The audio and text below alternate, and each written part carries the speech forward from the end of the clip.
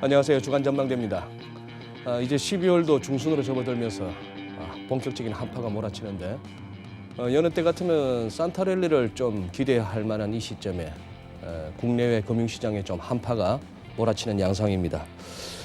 미중 정상의 어떤 그 무역 담판으로 좀 회복세를 보이는가 했던 뉴욕 증시를 비롯해서 전 세계 증시가 지금 많이 이렇게 흔들리고 있는 와중에 미국 국채 시장에서는 또 한 10여 년 만에 또 장단기 금리의 역전 현상이 벌어지고 있습니다.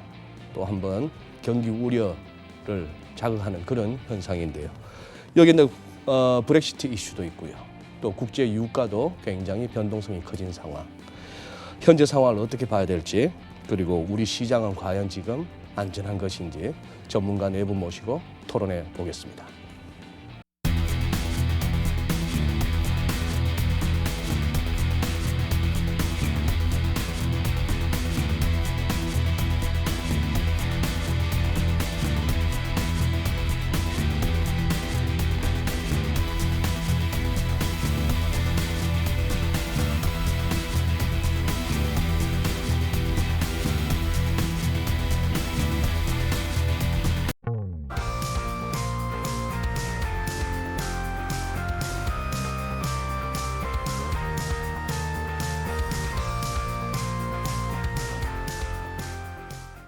네, 오늘 주간 전망대 함께해 주실 패널 네 분 소개해 드리겠습니다.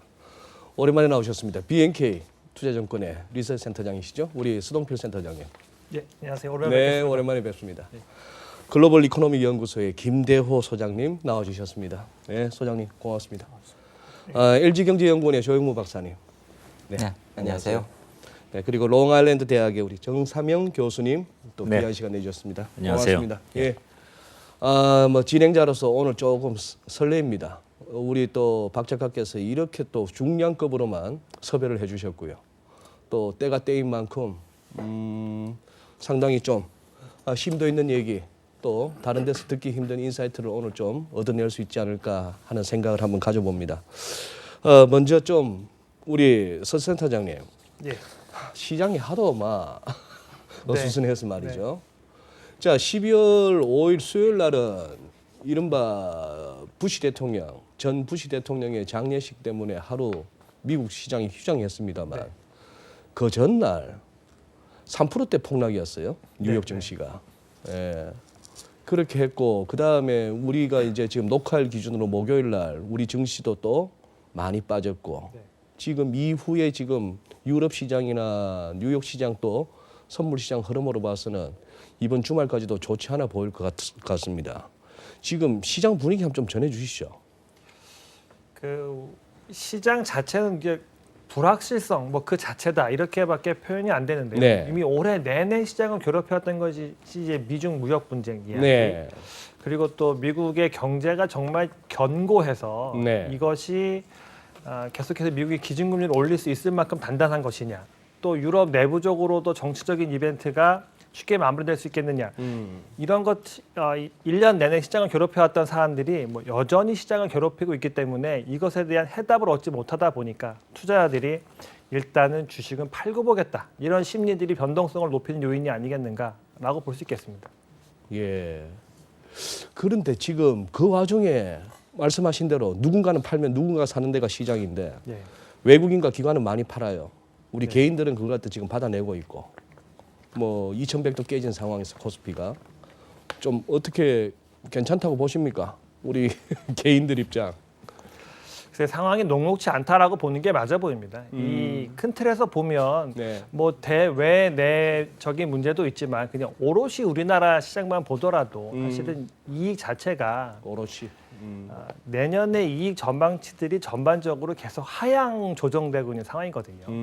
그렇다고 보면 무역 분쟁도 있고 여러 가지 정치적 이슈도 있지만 이렇게 지금 이익의 전망치가 하향 조정되는 구간에서의 주식을 산다라는 거는 네. 사실 아주 조심스러워야 될 부분이기 때문에 이런저런 외국인 또 우리나라 기관들의 매물을 개인들이 받아내고 있는 모양새이다 할지라도 사실은 지금에서는 조금 더 조심할 필요가 있다. 이렇게 네. 말씀드리는 게 옳아 보입니다. 증권사 리서치 센터장님의 견해였습니다. 제 개인적으로 우리나라 증권사 리서치센터장 중에 가장 인간적인 우리 서 센터장께서 소장님 바로 좀 따끈따끈한 얘기 하나 해보겠습니다. 지난 12월 1일이었습니다. 부에노스아이레스에서 트럼프 대통령하고 시진핑 주석 간에 뭐 이렇게 배석자들 다 있고 거기서 90일간의 휴전을 이끌어냈고요. 네. 그게 일시적이나마 시장에 안도감은 좋습니다만 예. 지금 근데 보니까 사후적으로 보니까 그날 예. 캐나다에서 예. 화웨이 CFO 예. 체포가 다 했더라고요. 예. 이 사안은 보통 사안은 아닌 것 같습니다만. 예. 화웨이 이제 CFO가 체포됐다는 사실이 사실 오늘 장중에 알려졌어요. 네. 그러면서 이제 우리나라보다도 사실 중국, 또 일본 증시가 우리보다 더 많이 떨어졌습니다. 이 화웨이라는 회사는 이른바 늑대로 그 유명한 늑대 문화로 유명한 회사죠. 중국에서도 굉장히 큰 회사입니다. 그러니까 요즘 가장 잘 나간다는 이동통신 장비 업체예요. 이동통신 장비 업체로 지금 세계 1위입니다. 네. 중국을 상징한다고 볼 수도 있고 중국 제조업의 2025 정책에서도 핵심을 차지하고 있는 굉장히 큰 기업이에요. 근데 거기에 지금 멍 부회장이 창업주 딸이에요. 창업주가 자식이 둘이 있는데 이제 어머니 성을 따르다 보니까 밖에서 보면 제 3자인 것 같지만 가장 사랑하는 친딸입니다. 그 친딸을 캐나다에서 체포를 했단 말이죠. 체포를 했는데 물론 날짜를 조정하지는 않고 그 전부터 미국이 캐나다에 왔다 갔다 하는 머무르는 것으로 알려진 이 멍 부회장을 좀 체포해달라. 그래서 체포 협조 요청을 계속 해놓고 있었는데 공교롭게도 부에노스아이레스에서 G20가 열리는 그날 이제 체포가 된 거예요. 네. 그러니까 이제 미국 입장에서는 지금 화웨이가 중국을 대표하는 회사이기도 하지만 미중 무역 전쟁의 가장 뜨거운 대목이거든요. 아시다시피 그게 이제 무선 이동통신 이 네트워크를 하다 보면 거기서 많은 이 정보 첨단 기술을 위해서 정보를 빼내갈 수도 있는데 최근에 트럼프 대통령이 약 2달 전에 화웨이가 중국 정부를 위해서 스파이 활동을 하고 있다라고 한번 폭로를 한 적이 있어요. 화웨이는 아니다라고 했지만은 과연 그와 관련이 있는 것인지 아니면 또는 이란 제재를 화웨이가 어겼기 때문인지 그 자세한 내용은 지금 나오고 있지 않아요. 네. 멍 부회장이 본인이 이제 원치도 않았고 자세히 알려지는 것을 그렇지만은 이것이 미중 무역 전쟁을 다시 한번 정폭시킬 수 있는 거 아니냐. 지금 중국 사람들이 굉장히 좀 붕괴하고 있는 그런 모양새거든요. 네. 그래서 홍콩 증시나 상하이 증시에서 주가가 대폭락을 했는데 다시 한판 붙을 가능성이 있다. 굉장히 돌출 악재다. 지금 이렇게 보는 시각이 많은 것 같습니다. 네. 정 교수님, 평소에 제가 이렇게 교수님을 방송에서 이렇게 뵙다가 이렇게 직접 뵙기는 처음인데, 예. 이쪽 국제 정세, 뭐 미중 무역 전쟁 관련해서도 여기저기서 많은 그동안의 견해를 보여주셨거든요. 우리 주간 전망대 시청자분들한테 한번 좀 교수님 갖고 계신 미중 무역 전쟁 어떻게 보아오셨으며 작금의 지금 상황 어떻게 판단하시는지. 벌어질 게 벌어졌다고 저는 생각을 하고 있었습니다. 벌어질 이게, 게 벌어졌다. 예, 트럼프 행정부 들어오기 전부터도 미국 저변에 깔려 있는 특히 미국 시민들 저변에 깔려 있었던 중국에 대한 반중 감정들이 네. 상당히 심화되고 있었는데 이제 트럼프가 당선되고 나서 트럼프가 당선될 때 내세웠던 그 기치 2가지가 있었죠. 안보하고 경제를 자기가 제1의 국가로 만들겠다 다시 했는데 둘 다가 물려 있는 나라가 이제 제가 보기에는 중국입니다. 안보도 둘 다 경제도. 그렇습니다. 네. 안보 문제도 그렇고 경제 문제도 그렇고 그래서 중국을 다스리지 않고서는 트럼프 행정부가 재선은 물 건너 갈 뿐만이 아니라 네. 본인들이 선거에 당선이 되고 행정부를 이끌 수 있는 입지조차도 뭐 흔들릴 수 있기 때문에 이거는 사활을 걸고 추진할 것이다. 그런 측면에서 지난주에 있었던 그 G20 그 회담에서 뭐 잠정적으로 90일간 뭐 협정 기간에는 유예를 한다. 뭐 그런 제스처가 나왔는데 제가 그날인가 그 다음 날인가 어느 방송에서 그런 얘기를 했습니다. 큰 의미를 둘 필요 없는 얘기고 이거는 각각의 이해관계가 있기 때문에 중국도 마찬가지고 트럼프 행정부도 마찬가지고 자기네 갈 길은 갈 것이다.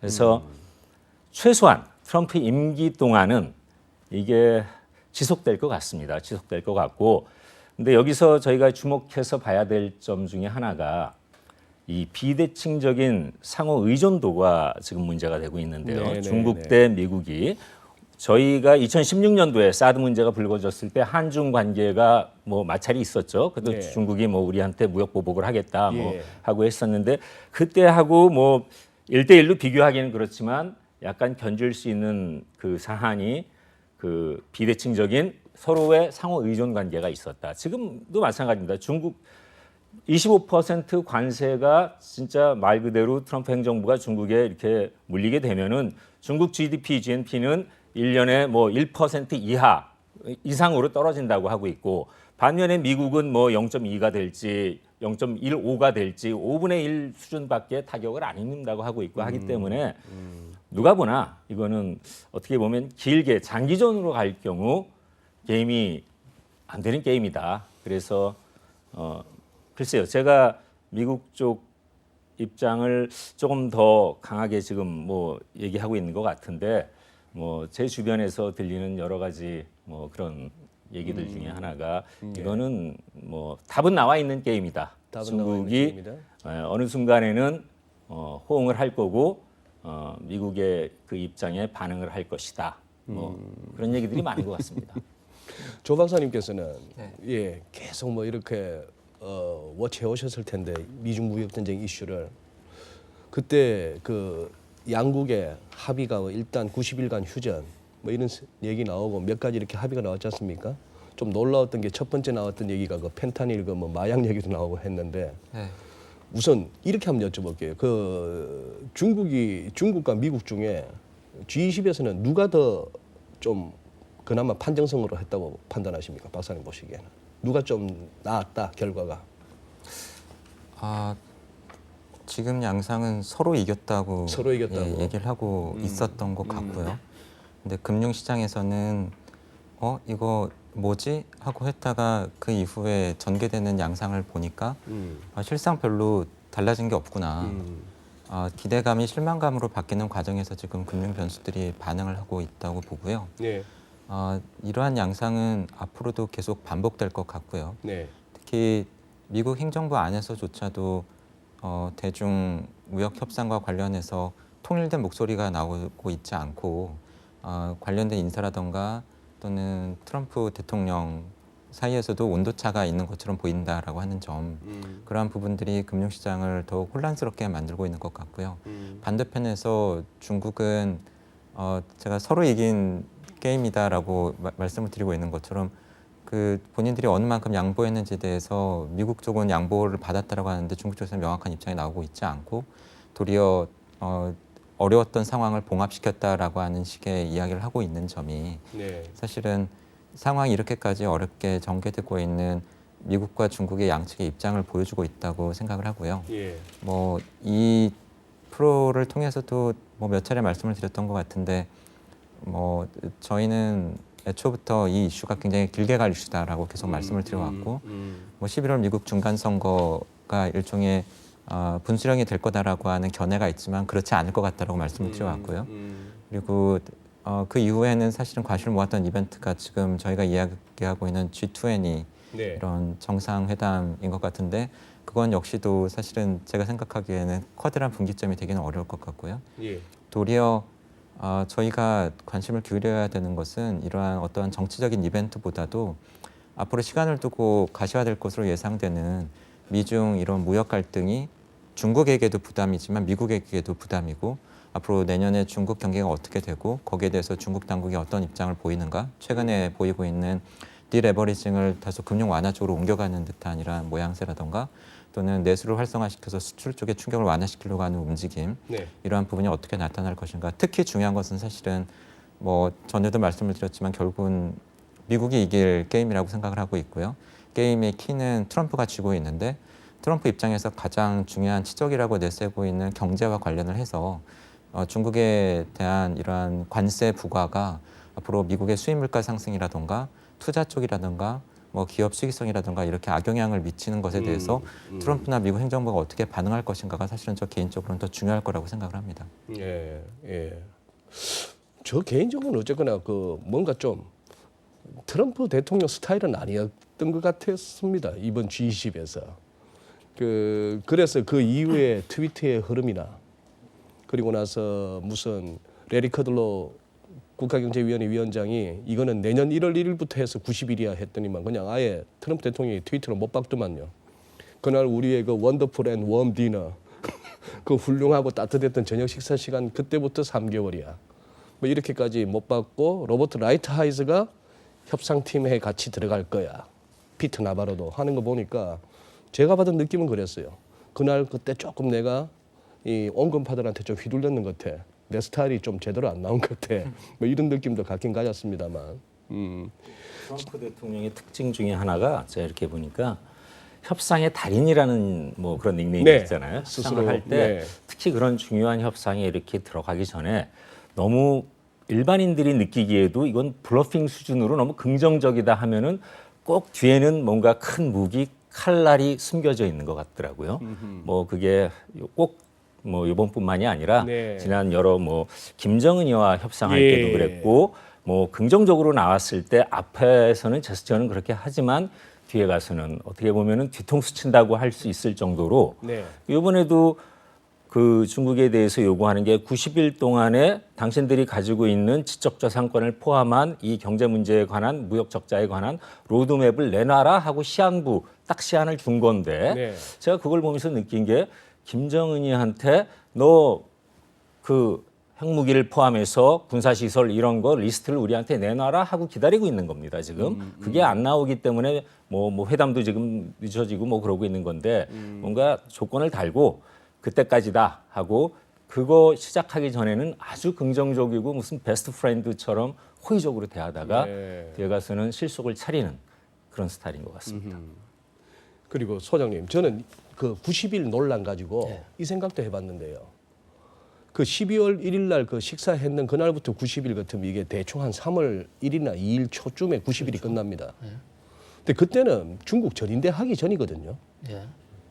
근데 전인대 하기 전에 중국이 그러면은 굉장히 그 굴욕적이다 싶을 정도로 시진핑 주석의 체면이 깎일 정도로 확 미국 앞에 엎어질까요? 예, 바로 이제 그 대목이죠. 사실 중국 입장에서는 네. 이 미국과의 무역 전쟁을 치르는 과정에서 너무 좀 국가적인 부담이 사실 큽니다. 아시다시피 지금 중국 경제가 내부적으로 네. 부채 부조라든지 치면 넘어갈 옆에서 바람 불면 확 무너질 그런 지금 그 구조적인 지금 난점을 갖고 있단 말이죠. 그런 상황에서 이게 장기전으로 가면 곤란하겠다. 그래서 이번에 저는 부에노스아이레스에서 시진핑 주석의 표정이나 아니면 중국이 내놓은 안, 뭐 자동차 관세를 없애주겠다라든지 또는 바로 그 대두를 사겠다든지 네. 적어도 선언적으로는 굉장히 많은 걸 양보를 했어요. 선언적으로. 예. 네. 물론 그것이 구체적으로 몇 월 며칠까지 몇 퍼센트 뭐 이건 나오지는 않았지만은 그리고 이제 그러나 중국은 아시다시피 체면의 국가고 동양 사회가 다 그렇지만 이 중국 공산당이 얼마나 그런 어떤 이 프라이드로서 통치가 되는 나라인데 지금 시진핑 국가주석 입장에서는 중거멍이라는 중국의 꿈을 지금 달성해야 되는데 자기 최고 지도자가 미국의 그 트럼프 대통령에게 양보하는 모습을 보인다는 것은 이거는 그 굉장히 이 국가적으로 통치가 안 되는 그런 사안이다 말이죠. 그래서 지금 우리 조영무 박사님께서는 양쪽이 다 이겼고 양쪽이 지금 팽팽하다고 그러지만은 전 적어도 그 지난번 부에노스아이레스의 모임에서는 중국이 상당히 많이 양보를 했다고 봐요. 그래서 트럼프 대통령이 굉장히 엄청난 딜을 했다. 트리멘디어스 딜을 했다고 해서 자기 뭐 이 트위터에도 올리지 않았습니까? 그동안에 전 중국이 다른 나라를 상대로 우리가 이렇게 한번 양보하겠습니다라고 한 적이 없어요. 중국이 한국 전쟁부터 시작해 중국 중화인민공화국이 1949년 출범해서 그런데 이번에는 굉장히 굴욕적으로 양보를 했고 지금 최근 며칠까지도 중국 정부에서는 그냥 노 코멘트를 했지. 예, 예. 미국이 어떤 헛말을 한다든지 그렇게 하지 않고 오히려 이 딜은 타결 가능하다. 뿅샹 상무부 네, 대변인도 예. 그런 발. 미국은 나는 관세맨이다. 그리고 중국을 향해서 때리는데 중국은 이건 오해다. 잘 타결될 것이다. 중국이 상당히 지금 많이 지금 좀 기가 죽었다. 그렇지만은 이제 중국이 할 수 있는 범위 우선 체면을 구길 수도 안 되고 중국이 실제적으로 이제 할 수 있는 내용과 할 수 없는 내용들이 있지 않습니까? 예. 그런 면에서 지금의 형국은 깨졌다기보다도 저는 90일간의 휴전 협정은 상당히 의미가 있다. 상당히 의미가 있다고 봐요. 의미가 있고 이제 1월 1일부터 당초에 관세를 보복 관세를 25%로 올리기로 하지 않았습니까? 네, 그거마저 이제 현재로서는 유보돼 있으니까. 예, 그걸 만약에 이번에 만나지 않았거나 부에로스 G20에서 지정상회담에서 어긋났다면 그냥 헤어지면 되는 거예요. 그런데 일단 트럼프 대통령도 부담이 되는 거예요. 자기가 20% 때려놓으면 미국 경제도 부담이 되니까 네, 네. 서로가 부담을 극소화하기 위해서 일단 한번 냉각기를 갖자. 그럼 90일 동안 다시 한번 상의를 해보자. 그리고 그 전에 이 중국이 미국을 향해서 양허 계획표라는 걸 내놨어요. 내놨는데 그것이 이제 트럼프 대통령을 못 미친 거죠. 못 미치기 때문에 그걸 보고 기본 방향은 맞다. 여기서 이런 것만 좀 더 고쳐달라. 그래서 이번에 최근에 지금 주가가 떨어지고 있는 것은 전 미중 문제하고는 좀 별개의 예, 문제다. 알겠습니다. 현재까지 소파 지금 미중 그 협상은 그런 대로 잘 되고 있다. 앞으로 80일 될지 90일 될지 네. 한번 예의주시해 봐야 될 그런 상황이다. 이렇게 봅니다. 네, 소장님 말씀대로 그렇다면 미중 무역 전쟁은 어쨌거나 부에노스아이레스 G20에서는 어쨌거나 시장을 갖다가 망가뜨릴 정도의 재료는 아니었는데라고 한다면 그럼 이제 이 시장 상황으로 증시로 다뤄왔을 때 이제 결국 경기 얘기를 해야 되겠는데 서동표 센터장님 지금 우리 여의도에서도 지금 미국의 국채 시장에서 그 장단기 국채금리 역전 이거 지금 회자되고 있습니까? 근데 뭐 아시는 것처럼 뭐 3년, 5년물 역전됐고 이제 2년, 10년물이 이제 한 10bp까지 줄어들었으니까 네, 네. 만약에 이제 12월 달에 연준이 금리를 한 번 더 올린다라면 뭐 2년, 10년물의 역전은 뭐 시간의 문제다. 시간 문제다.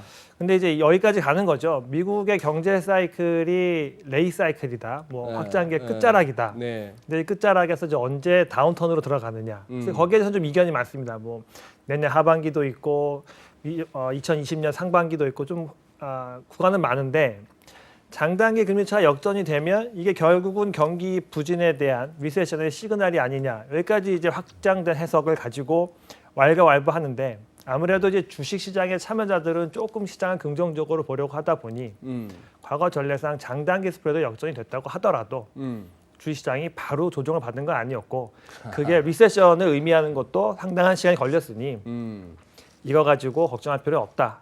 반면에 이제 경제 쪽에 있는 분들은 어쨌든 장단기 스프레드가 역전됐다는 하는 것은 향후 경제 전망에 대해서는 부정적인 시그널들이 나오고 있는 거기 때문에 네. 조심을 해야 된다. 그래서 주식 관점에서 볼 거냐, 아니면 오롯이 경제 관점에서 볼 거냐에 따라서 요 보는 온도 차이가 조금 남아 있는 것 같습니다. 무슨 말씀인지 알겠네요. 과거에 그래도 한 1년 반 내지 길면 2년 정도는 장은 더 갔다. 예, 그래서 한번 먹어보자.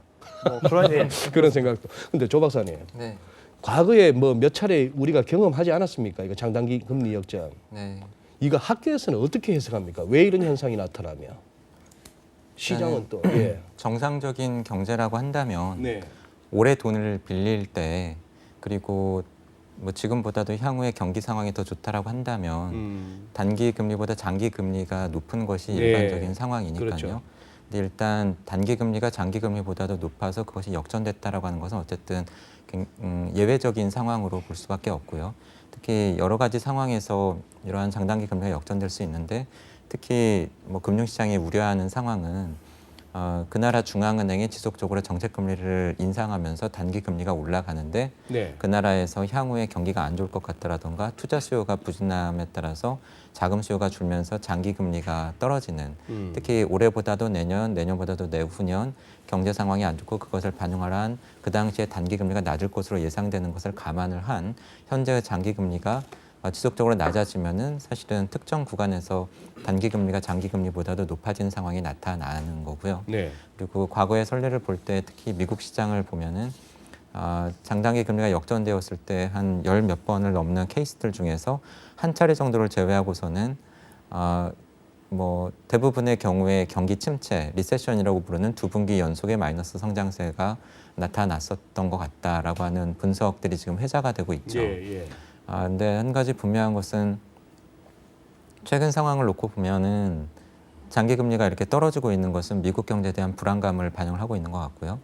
아까 미국 경제에 대한 뷰도 말씀을 해주셨는데, 뭐 저희 연구원의 뷰도 그렇고 제가 또 다른 회의나 이런 쪽에서 듣는 뷰에 의하면은 사실은 미국 경제의 피크는 올해 3분기나 올해 4분기 정도가 되지 않을까 보시는 분들이 많은 것 같고요. 올해 3분기면 이미 지나갔지 않습니까? 지나갔을 수도 있는 거죠. 지나갔을 수도 있다. 아니면 올해 말이거나 분명한 것은 내년에는 경제가 올해보다 안 좋을 텐데 관건은 어느 만큼이나 안 좋을 거냐. 저희는 내년 미국 경제 성장률 연평균 2.5 정도로 보고는 있지만 사실은 상황에 따라서는 기관에 따라서는 2% 초반 그리고 골드만삭스 같은 경우에는 내년 말에 1% 후반까지도 떨어질 수 있다고 보고 있으니까요. 네. 근데 그렇게 되면은 저는 미 연준도 가만히 있지 않을 거라고 보고요.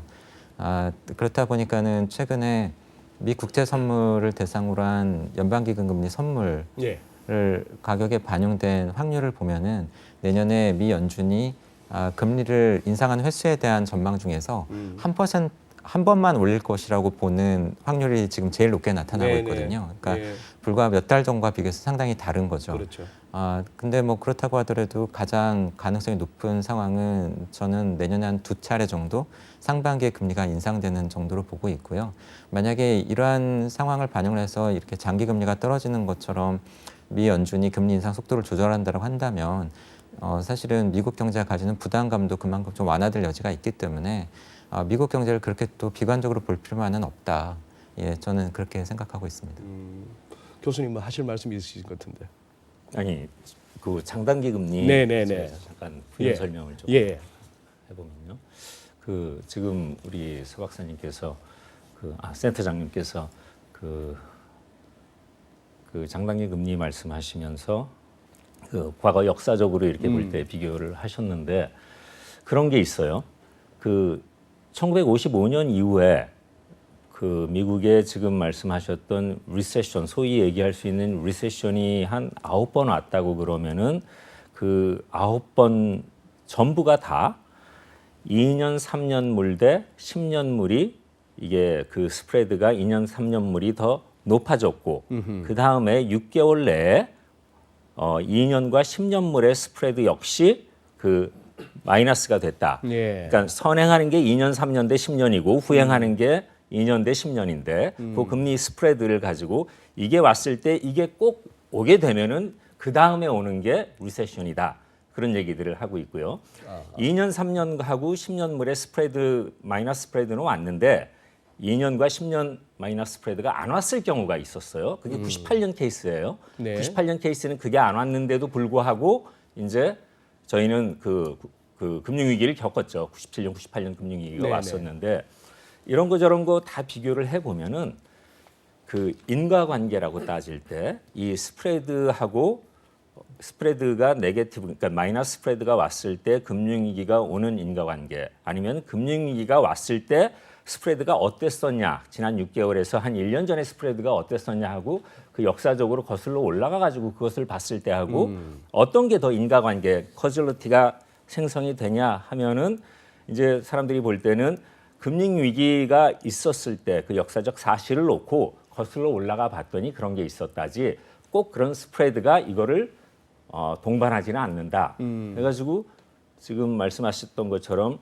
학교에서 보는 입장하고 또 이 거리에서 이 업계에서 보는 입장하고 다른 입장이 학교에서는 이론이 뭐 여러 가지가 있죠. 이 텀 스트럭처라고 하는 이론이 지금 얘기하고 있는 거는 유동성 이론에 따라서 장기 금리가 항상 조금 높아야 된다. 유동성 때문에 뭐 그런 얘기가 있는데 이 스프레드, 이 스트럭처 자체는 뭐 어떤 모양이 올 수도 있죠. 지금은 거의 플랫하다고 그러는데 플랫이 아니라 거의 스마일 모양으로 이렇게 됐어요. 2년 대 10년 중간에 5년을 놓고 보면은 내려갔다가 이렇게 올라오는 지금 현재로 놓고 딱 사진을 찍어 놓으면 근데 이게 이제 변하고 있는 거예요. 이게 변하다가 이렇게 굴곡이 져서 험핑한다고 그러죠. 이렇게 내려갔다가 올라올 수도 있고 여러 가지 이 현상을 설명할 수 있는 이론들이 있는데 흥미로운 게 하나가 2008년 금융위기 나고 나서 그 페드 의장을 하셨던 그 버냉키, 네. 예, 벤 버냉키가 한 얘기가 2008년 금융위기는 시스템 위기였기 때문에 그 전에 있었던 경제학에서 우리가 소위 다루었던 그 뭐 금융 위기나 금리를 좌변해 놓고 나머지 여러 가지 팩터들을 우변해 놓고 펑션 오브 멀티 베리어블이다 했을 때 그 공식, 그 인과관계, 그 공식 자체가 그거를 기점으로 해가지고 많이 망가졌다, 시스템이 깨졌다.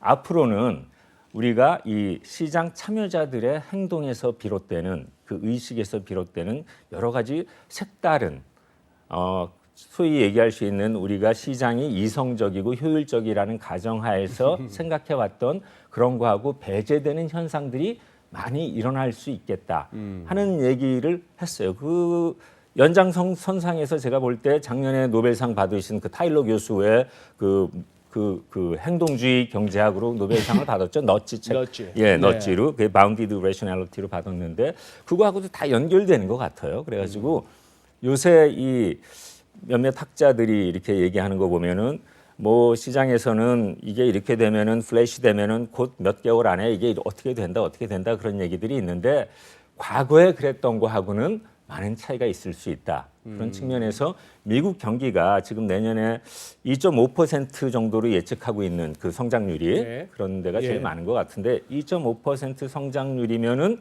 선방하는 거다. 나쁘지 않다. 미국의 지난 한 3, 40년에 평균 경제 성장률이 한 2%대 중후반이었는데 그 정도 평균으로 회귀하는 거지. 비정상이 정상화되는 거지. 지난 2분기에 4%대 찍고 3, 4분기에 3%대 찍었는데 이제 다시 내년부터는 그렇게 가는 거다 해서 이렇게 설명하는 분들이 있더라고요. 예. 그러면은 교수님 뭐 이렇게 왔다 갔다 하지 말고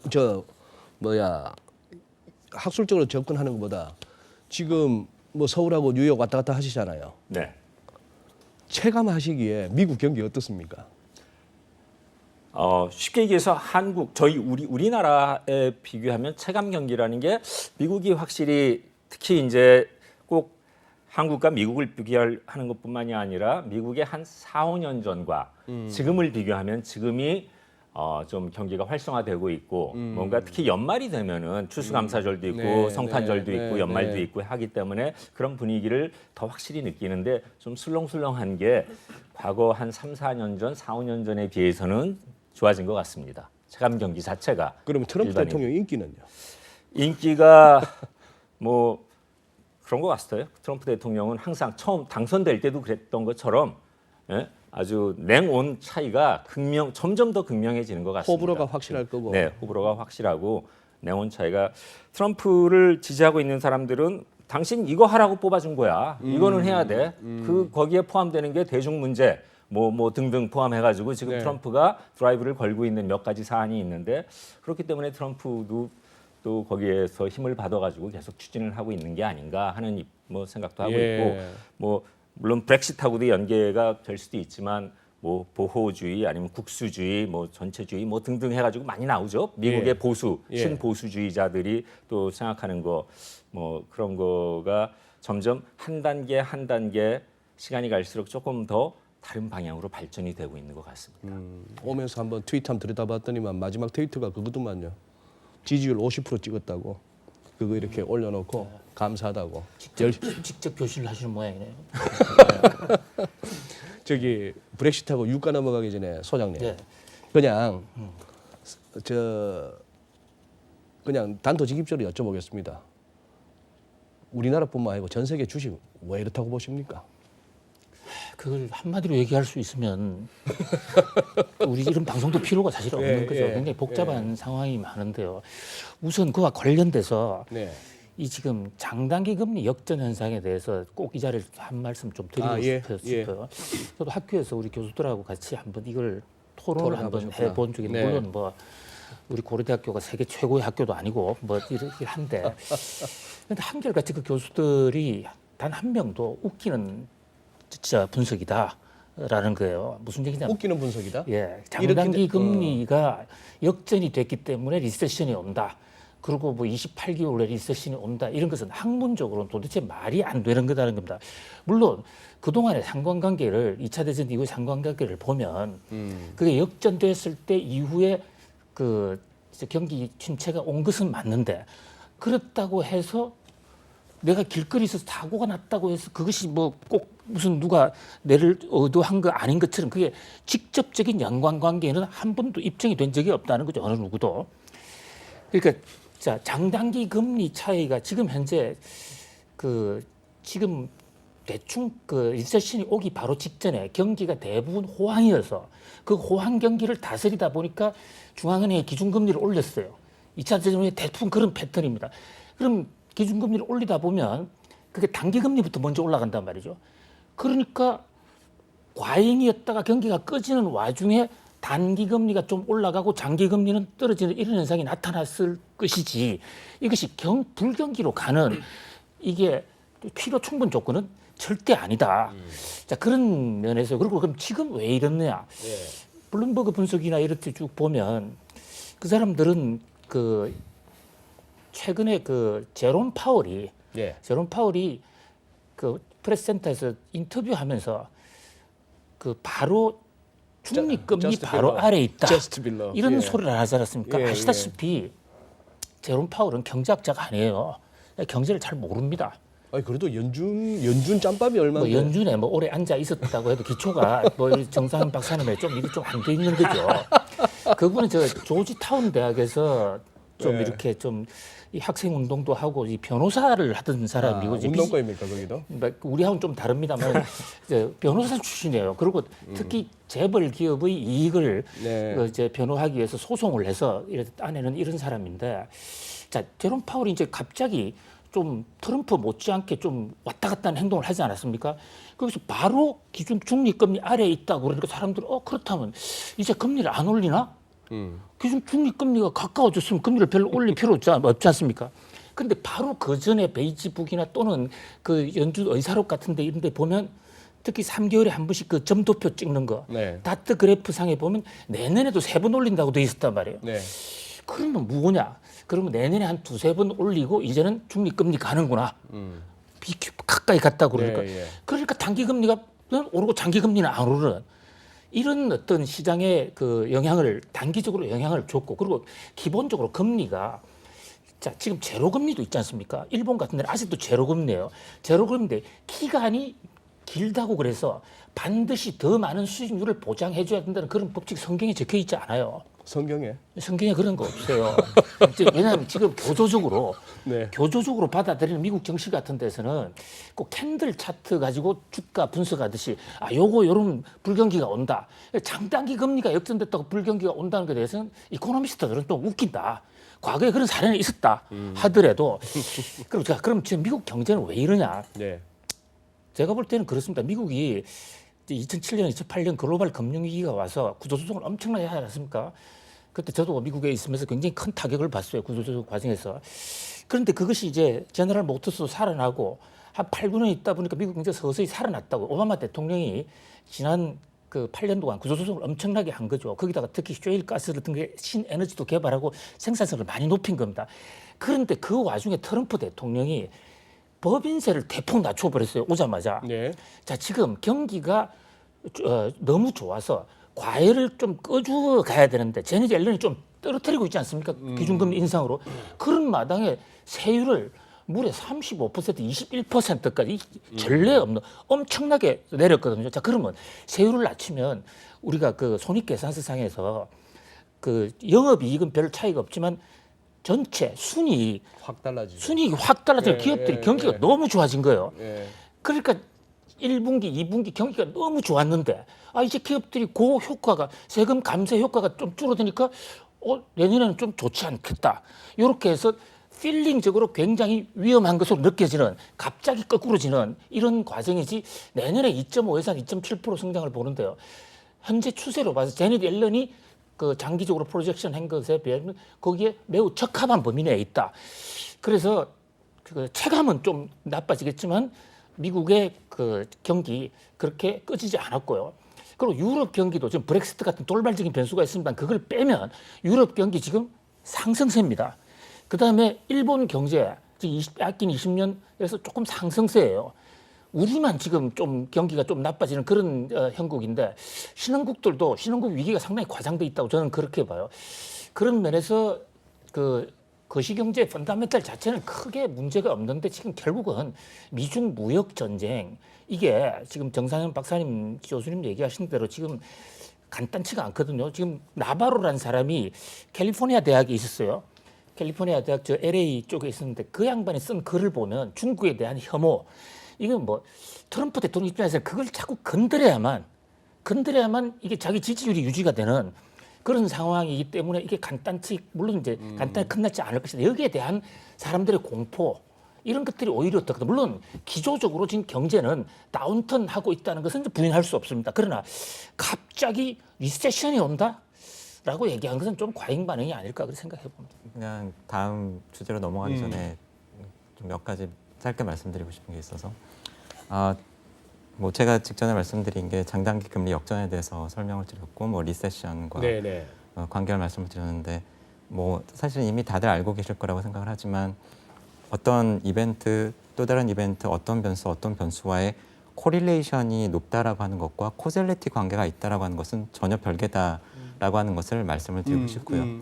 사실은 뭐 그랜저 코젤리티 테스트 같은 것에서도 나타나지만은 어떤 두 변수 사이에 코릴레이션 관계가 높다고 하더라도 코젤리티 관계가 있다라고 하는 것을 보여주는 그렇죠. 것은 굉장히 그렇죠. 어렵고 단순히 그냥 수치상의 것이 아니라 논리적으로도 사실 설명이 돼야 되고 뭐 그런 면에서 장단기 금리 역전이 분명히 뭐 그 이후에 있는 리세션을 코즈하는 거는 아닐 것 같고요. 하지만 리세션이 오기 전에 나타나는 어떤 시그널이라고 한다면 저희가 분명히 거기에 대해서 관심을 기울일 필요는 있다라고 생각하고요. 뭐 말이 길어질 수 있겠지만 장단기 금리 차 역전이 중요한 게 아니라 올해 2월을 반추해 보시면 2월. 네. 지금에 온 현상을 한번 우리는 우려할 필요가 있다는 겁니다. 2월에 보시면 임금 상승률이 가파르게 올라서 이것이 너무 경제가 좋으니까 이게 인플레이션 촉발할 거다. 그래서 네. 연준이 기준금리를 빨리 올리면 어떡하지? 라는 차원에서 시장이 한번 전반적으로 큰 커렉션을 받았고요. 2월 초에. 네, 그리고 금리도 가파르게 올랐고요. 네. 그리고 그 이후에는 미국의 경제가 너무너무 좋다. 여기서는 이견이 없었죠.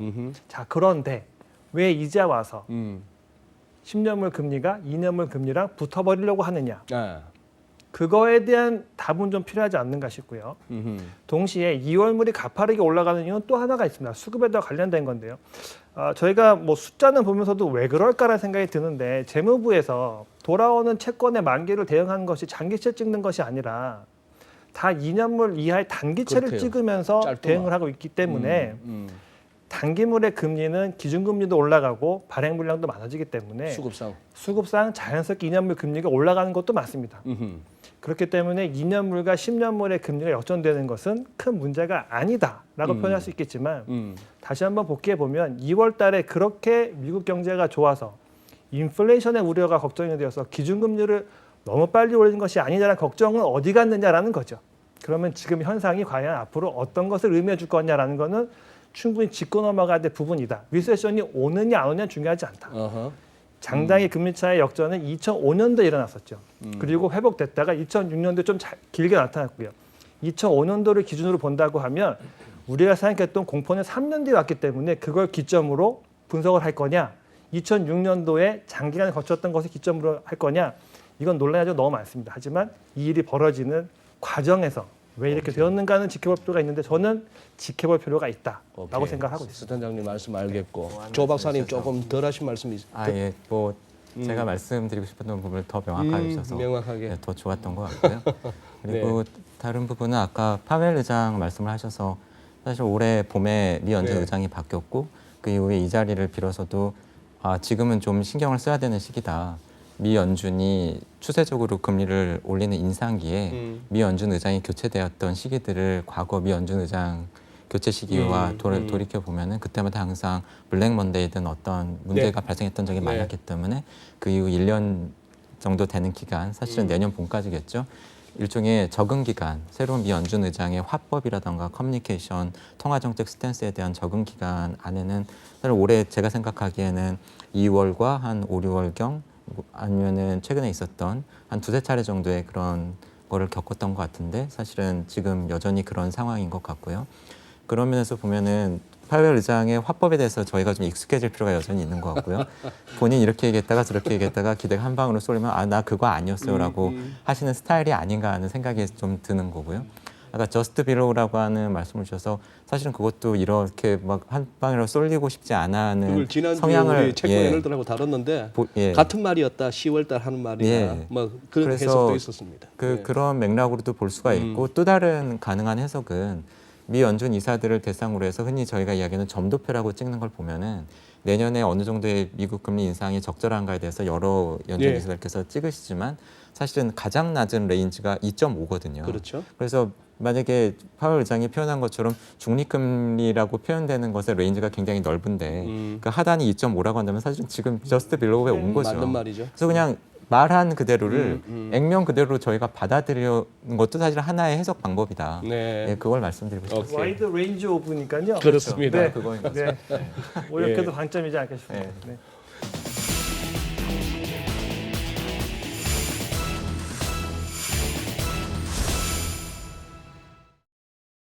그러면 이제 지금 오늘 이렇게 한 4분 모셨으면 한 4시간 정도는 해야 되는데 시간은 촉박하고 유가와 브렉시트 중에 브렉시트 먼저 한번 정 교수님 한번 여쭤보겠습니다. 지금 이제 11일이거든요. 12월 11일 날 의회에서 지난번 영국 정부하고 EU 간에 합의된 합의안을 통과시키고 말 것이냐. 예.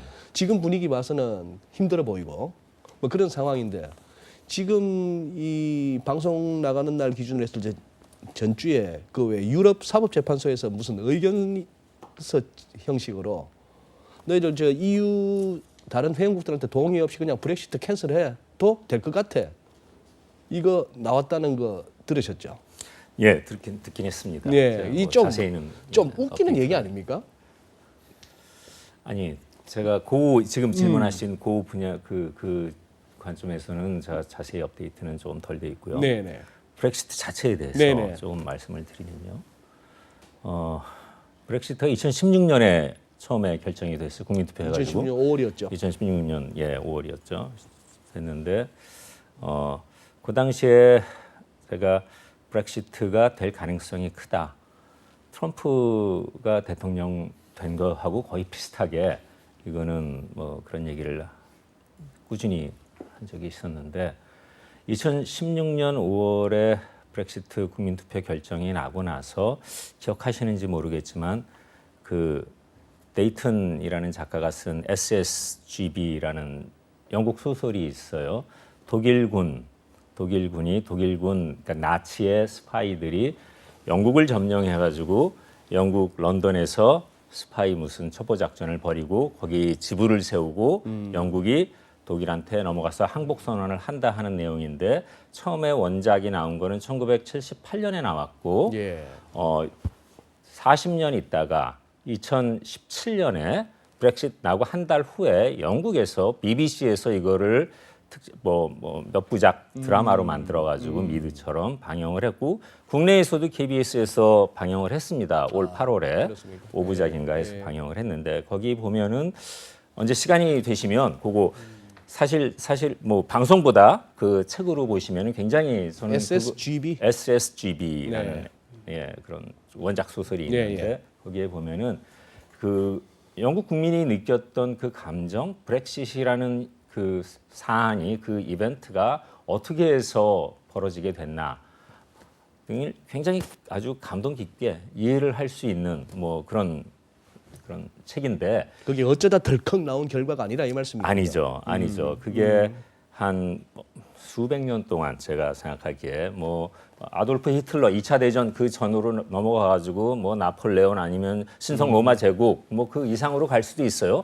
유럽 대륙이 있고 또 영국이라는 대영 제국이 있고 네. 대영 제국과 유럽 대륙의 힘겨루기에서 대영 제국이 유럽 대륙의 한 일원으로 포함이 되느냐 안 되느냐 영국 국민들이 느끼기에 우리가 유럽인들하고 똑같이 취급을 받아야 되고 뭐 그렇게 그런 걸 아주 자세하게 절묘하게 묘사를 해놨어요. 78년도 이 소설이 나오기 전에 75년도에 영국에서 처음으로 국민투표를 했어요. 국민투표 내용이 EEC라는 게 있어요. 그 당시 이코노믹 있었죠. 유로피안 이코노믹 유럽 이코노믹 커미티에 커미티였죠. 영국이 거기에 잔류하느냐 안 하느냐 가지고 국민 투표를 처음에 붙였는데 결론은 잔류하는 걸로 나와 있었죠. 어떻게 보면 그게 첫 브렉시트 시도였네요. 비슷한 거였죠. 네, 첫 네. 브렉시트였고 그때도 영국에서 이제 EU 그 EEC에 반대하는 거기에 잔류하는 거에 반대하는 그 보수파에서 내세웠던 주장 중에 하나가 이제 가장 큰 주장이 우리는 그러니까 제국주의 사상을 주장을 했어요. 대영 제국주의 사상은 점령지 아니면은 식민지 둘 중에 하나 양자택일로 우리는 살아왔는데 EEC라는 거는 우리가 영국이 유럽 대륙에 어떻게 보면은 모든 경제권이나 뭐 이민권이나 여러 가지 규제 규율뿐만이 아니라 문화적으로도 하나의 일원이 되는 거다. 여기에 대영 제국이 잔류를 해야 되느냐 말아야 되느냐 가지고 큰 이슈가 됐었고 그게 어떻게 보면은 영국 국민들 많은 뭐 대다수라고까지 할 수 있을지는 모르지만 어쨌건 브렉시트 국민 투표를 통해서 통과가 됐으니까 많은 국민들이 거기에 호응을 했고 영국 운용사 중에 만그룹이라고 있습니다. 런던에 상장이 되어 있는 종합 운용사인데 만그룹에 있는 그 이사진들하고 제가 얘기할 기회가 있어가지고 얘기를 해봤더니 영국에 있는 60대, 70대 노인 장년 노인층에서는 독일이 통일될 때 독일의 통일보다 동서독의 통일보다 더 감성적으로 감격적으로 와닿았던 게 이게 잘못하다가는 유럽이 또다시 하나의 유럽 대륙이 하나로 뭉쳐지는 게 아닌가 하는 거를 우려했던 사람들이 거기에 영국이 휩쓸려 가는 게 아닌가 뭐 그런 생각을 했던 사람들이 많이 있었다. 제가 그걸 들으면서 느꼈던 생각이 영국 국민들이 지난 한 40-50년 동안 아니면 그 이상 느꼈던 감정이 우리나라가 일본하고의 관계에 있어서 그 느꼈던 감정하고 어떻게 보면 일맥상통하는 뭐 그런 게 있을 수 있었겠다. 계속 대륙 대 섬나라로서 뭐 주고받고 싸우면서 뭐 그랬던 게 있었는데 그거를 아주 속 시원하게 해결해 주었던 사람 중에 하나가 마가렛 대처 수상의 포클랜드 전쟁이었어요. 1985년에 포클랜드 전쟁으로 해가지고 그 승리를 함으로써 마가렛 대처가 영국의 자존심을 다시 한번 일깨워줬고 영국을 유럽에서 끄집어냈다. 해가지고 그 이후에 85년 포클랜드 전쟁 이후에 요번에 이 브렉시트를 옹호하는 사람들 입장에서는 그거를 계속 이용을 하고 어떻게 보면 파퓰리즘을 이용하고 있는 거죠. 국민 집안에 깔려 있는 공포심 혹은 그 감정을 이용을 해가지고 브렉시트로 인해서 그런 거를 다시 되살려 가지고 영국을 이제 다시 독립국가 말 그대로 독립국가. 왜 영국의 뭐 이민자법도 그렇고 지붕도 그렇고 문턱도 그렇고 담장을 우리가 선출하지도 않는 EU 집행부들의 결정에 의해서 우리가 끌려가야 되느냐? 우리는 화폐도 다른 화폐를 쓰고 있고 아직도 파운드를 쓰고 있고 지금까지 이거를 유지해 왔는데 이거를 우리가 이렇게 놔둘 수는 없겠다 해가지고 그 기조가 깔려 있기 때문에 제가 뭐 그 지금 앞으로 또 의회 통과도 돼야 되고 비준을 받아야 되고 하지만 이쪽 브렉시트에 찬성하는 이쪽 분들은 이쪽 그 국민들은 쉽게 포기하지는 않을 것이다. 지금 뭐 딜이냐 노딜이냐 해가지고 얘기가 나오는데. 노딜이건 딜이건 중요한 게 아니라 어쨌건 브렉시트로 가는 데 있어서 지금 한 걸음 이쪽으로 가겠다고 하는 강한 의지를 가지고 있는 그룹이 있기 때문에 이쪽으로는 갈 것이다.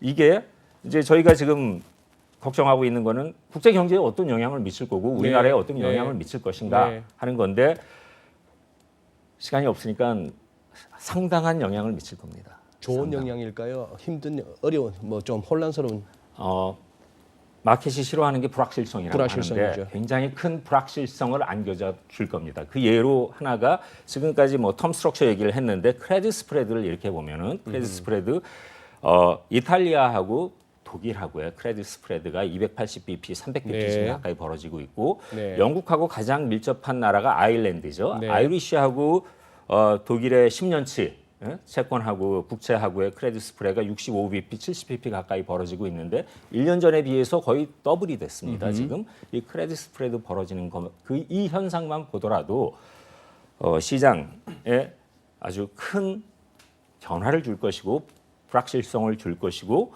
근데 이걸 꼭 나쁘게만 해석할 것이 아니라 시장에서 수익을 얻으려면 불확실성과 변화가 있어야 되죠.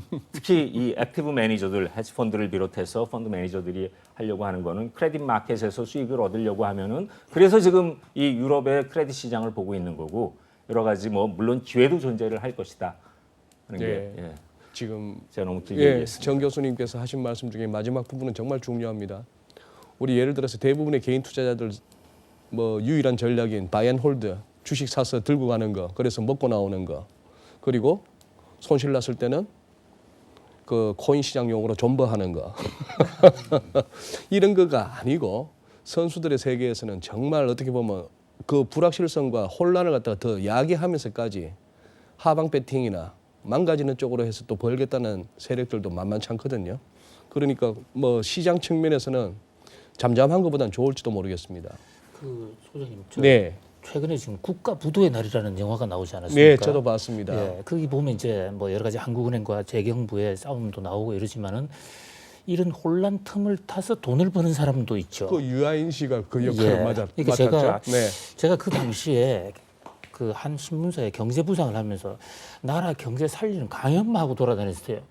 그때가 바로 이게 돈을 벌 수 있는 좋은 타이밍이었는데 지금 소장님이 불확실성의 얘기를 하니까 네. 돈은 불확실성의 선구시장을 싫어하지만 오히려 어떻게 보면 전쟁이나 불확실성 상황 속에서 이게 권력 구도, 돈의 권력 지평이 재편되는 거죠. 네. 그러면서 굉장히 이 예의주시해야 될 상황이지 런웨이 할 상황은 아니라고 봅니다. 네. 뭐 지금 김대호 소장님이 그렇게 말씀하셨는데 신문사에 있으면서 나라 살리는 길만 얘기했지 내가 돈 벌 생각을 못했다고 하지만 예. 제가 그동안 겪어보고 제가 나름대로 파악하고 있는 우리 소장님이 DNA에는 그 와중에 내가 돈 버는 쪽으로 망가지는 쪽으로 뭐 이런 식으로 하실 분은 아니라고 그 돈 별로 편하게 못 쓰실 체질이신 거 알고 있습니다. 그때 딱 한 가지 기억나는 게 네. 저 미국에 제가 이제 뉴욕 특파원 월싱턴 특파원을 하다 온 지 얼마 안 됐거든요. 네.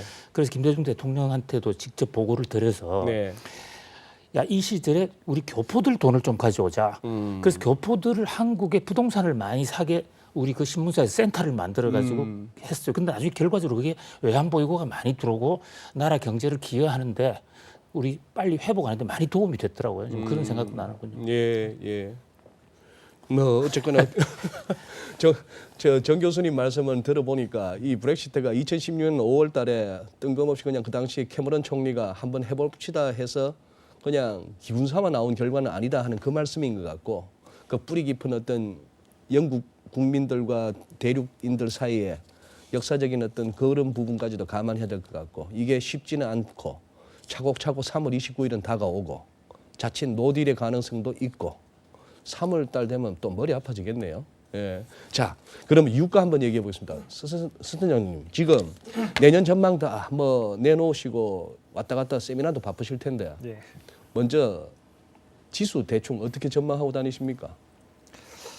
내년에 뭐 레인지를 말씀드리면 뭐 이렇게 말씀해 여기 계신 분들이 그 말은 나도 하겠다 뭐 이렇게 하실 수 있겠습니다만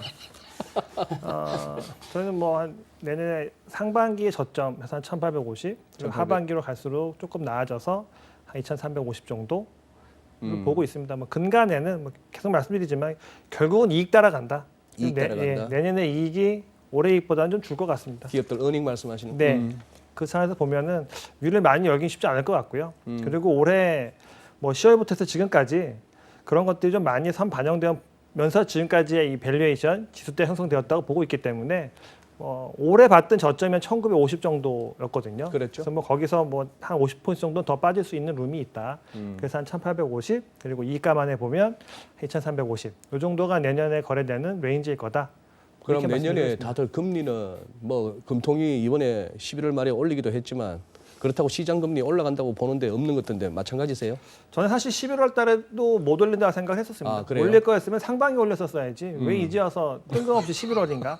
올려놨기 때문에 그럼 결국 내년에도 쉬운 상황이 아닐 거다라고 보고 있어서 내년은 예, 동결이 조금 더 우세한 게 여의도 분위기다. 이렇게 말씀드릴 동결은 수 있습니다. 동결이겠지만 시장 금리는 시장 금리는 뭐 11월 때 너무 극명히 보여줬죠. 뭐 11월 때 기준금 올려놨음에도 불구하고 지금 10년물 우리나라 10년물 금리가 2.12, 1.10 정도까지 빠졌으니까요.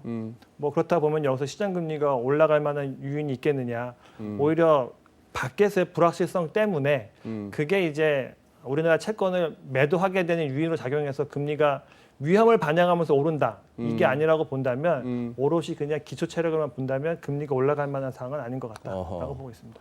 혹시 그러면 지금 다들 내년에 달러 약세 뭐 거의 뭐 시장에서 노래하다시피 하는데 환율은 그러면 달러 원으로 압축해가고 1,100원 아래도 보이십니까? 살짝 터치할 수 있겠습니다만 머물지는 궁극적으로 머물지 못할 것 같습니다. 뭐 1,100원, 1,200원 뭐 올해 비슷한 수준이다라고 보고 있습니다. 그럼 유가는 WTI 기준으로 50불 찍었는데 최근에. 네. 그럼 50불에서 조금 더 아래로 룸이 있다 아니면 대충 이 정도면 내년에는 위를 걱정하자.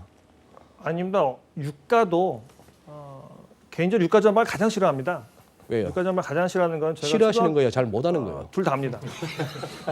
저희가 초등학교 때 예, 기름 30년 쓰면 큰일 난다. 이제 밖에 안 남았다. 이러고 살았던 경험이 아직도 있었기 때문에 맨날 30년밖에 안 남았대. 네, 매년 30년 예, 그렇기 때문에 하지만 유가는 4자 보면은 좀 크레딧 마켓 좀 문제가 생길 것 같고요. 크레딧 마켓. 네, 그렇기 때문에 2014년도 한번 경험을 했었죠. 그래서 유가는 WTI 기준을 본다고 하면 살짝 한번 잠깐 볼 수 있겠습니다만 주요 거래 레인지는 다시 60달러로 회귀할 거다라고 생각했기 때문에 유가 자체도 그렇게 시장을 괴롭힐 만한 요인은 아니다. 동시에 투자의 대상도 아니다라고 보고 있습니다. LG에서는 어떻게 보십니까? 유가. 뭐 비슷한 것 같습니다. 비슷한 것 예, 저희도 크게 떨어지거나 크게 오를 것으로 지금 보고 있지는 않고요. 하지만 최근 들어서 뭐몇 가지 좀 변화들이 있죠. 예. 뭐 특히 카타르가 카타르가 오펙을 탈퇴한다고? 탈퇴하려고 하는 내년 것도 1월 1일 그렇고, 부터. 그리고 미국의 트럼프는 고유가를 싫어하고 제재한 듯한 발언을 하고 있지만, 그러니까 뭐 그렇죠. 그러니까 유가가 떨어지는 것을 희망한 듯한 이야기를 하고 있지만, 사우디라던가 러시아 쪽에서는 유가를 끌어올리려고 하는 감사한 움직임에 협조하는 모습을 보이고 있고, 오펙 안에서도 또 거기에 또 협조하는 나라들과 그렇지 않은 나라들이 갈리고 있기 때문에 그러한 힘이 굉장히 좀 팽팽하게 맞설 것 같고, 하지만 이전에 있었던 오펙이라고 하는 카르텔이 힘이 약화되고 붕괴되고 또 셰일 오일 가스라고 하는 새로운 형태의 에너지를 대규모로 공급하면서 최대 산유국으로 지금 작용하고 있는 미국의 영향력이 커진 점, 이러한 점들은 유가 전망에 있어서 저희가 좀 반드시 고려해야 되는 구조적인 변화 같습니다. 이번 기회에 아예 오펙을 갖다가 주저앉히고 그냥 유가 통제력도 미국이 가지려는 느낌 안 듭니까? 트럼프 대통령이 이렇게 최근 행보를 보면은 어쩌면 뭐 그럴 수도 있죠. 뭐 예. 트럼프 대통령의 의중을 알기는 어려우니까요. 근데 참 예. 우리 서 센터장 했는 말 저도 공감하는 게 어릴 때 맨날 석유 2, 30년밖에 안 남았다 했는데 그 2, 30년이 벌써 한 2번 지나왔고 예? 예. 미국은 남들 석유 다 마를 때까지는 절대 저거 나라 석유 안 퍼낼 거야 했는데 트럼프 대통령 되고 나니까 이것도 뒤집어졌고 예. 됐습니다. 뭐 시간은 많이 됐는데 그래도 너무 이렇게 참 귀한 분들 모셔가지고 그냥 보내드리기는 아쉽고 우리 정 교수님부터 해갖고 주간 전망대 우리 시청자분들한테 내년에 이 시절이 하수상한데요. 시장도 하수상한데 여기 한번 피가 되고 살이 될 만한 어드바이스 한마디씩만 부탁드리겠습니다. 예, 글쎄요. 내년에 특히 내년 상반기에 여러 가지 변수들 국제적으로 볼 때 그 소위 저희가 얘기하는 글로벌 팩터들이라고 그러죠. 글로벌 팩터들이 집중돼 있는 것 같은데요.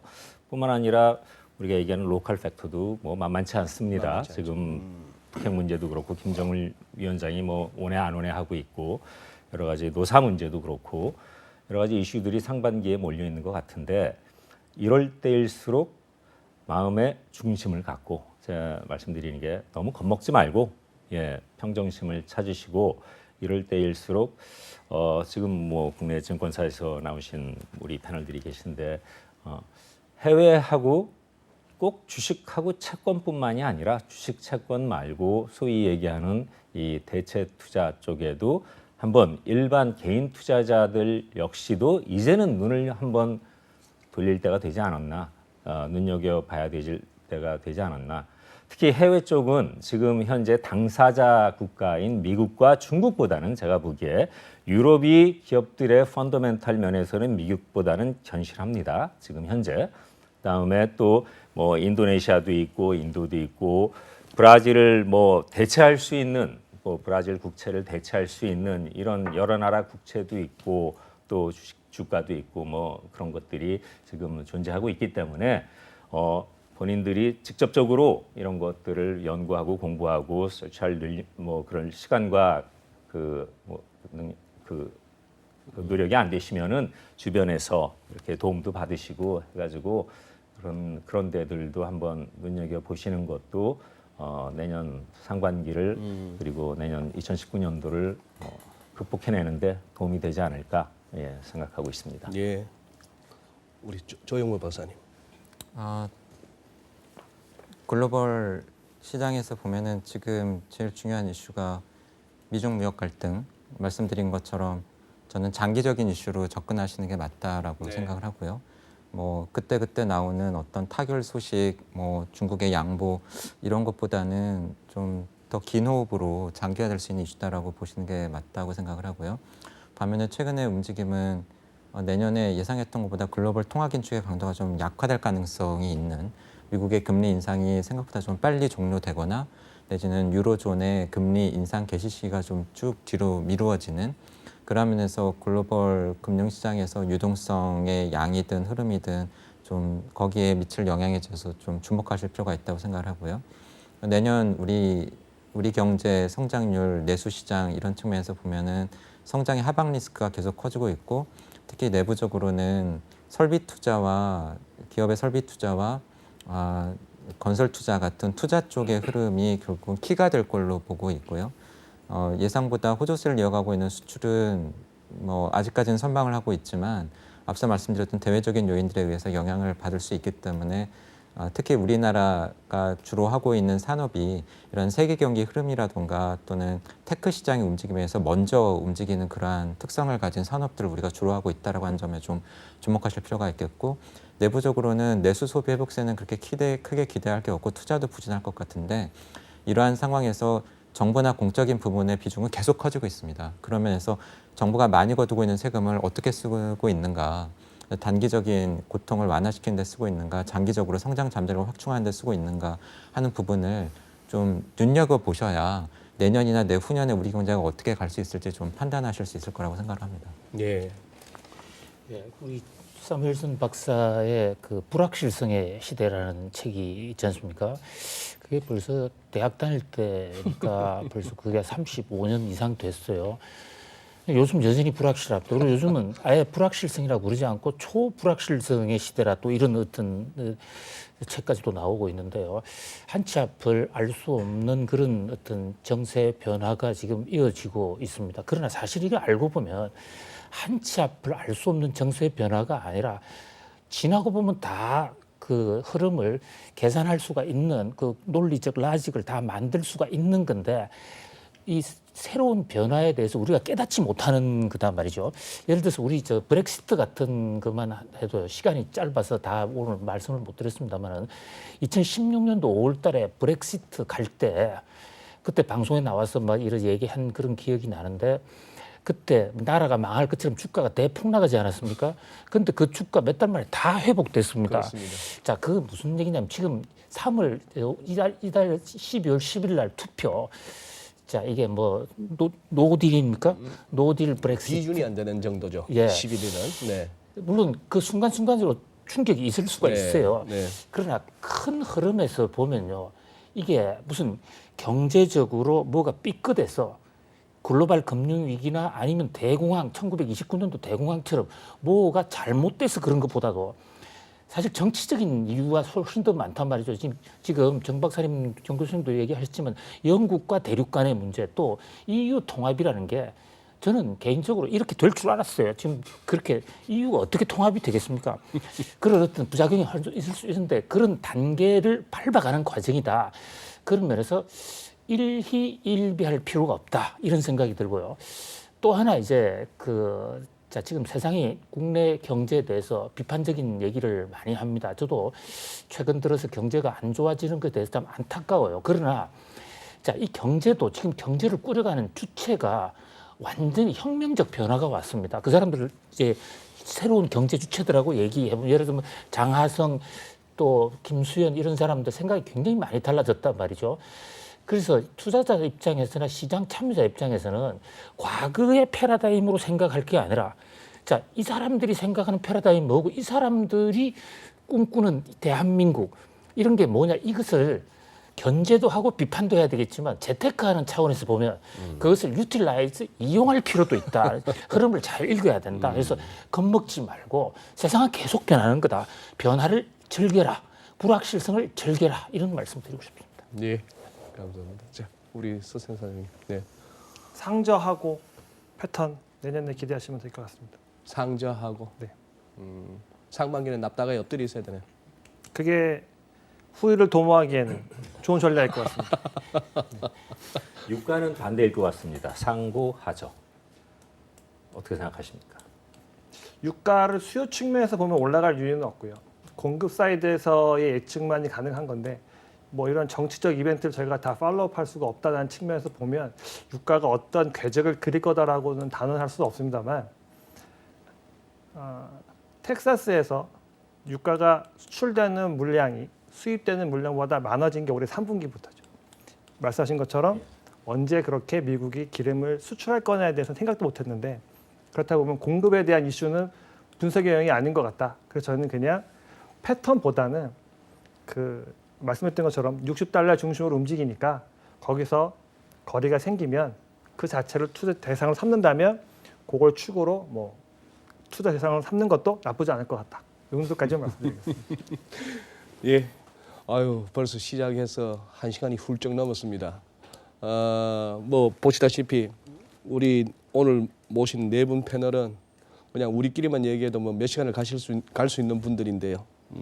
시간 제한상 여기서 마무리하고 또 이 긴 시간 또 시청해주신 시청자 여러분께 또 감사드립니다. 김대호 소장님께서 잠시 언급하셨지만 혹시 내가 아직 영화 2편 안 봤는데 퀸의 랩소디를 보러 갈까 국가부도를 보러 갈까 하면 저는 국가부도의 날을 보시기를 권합니다.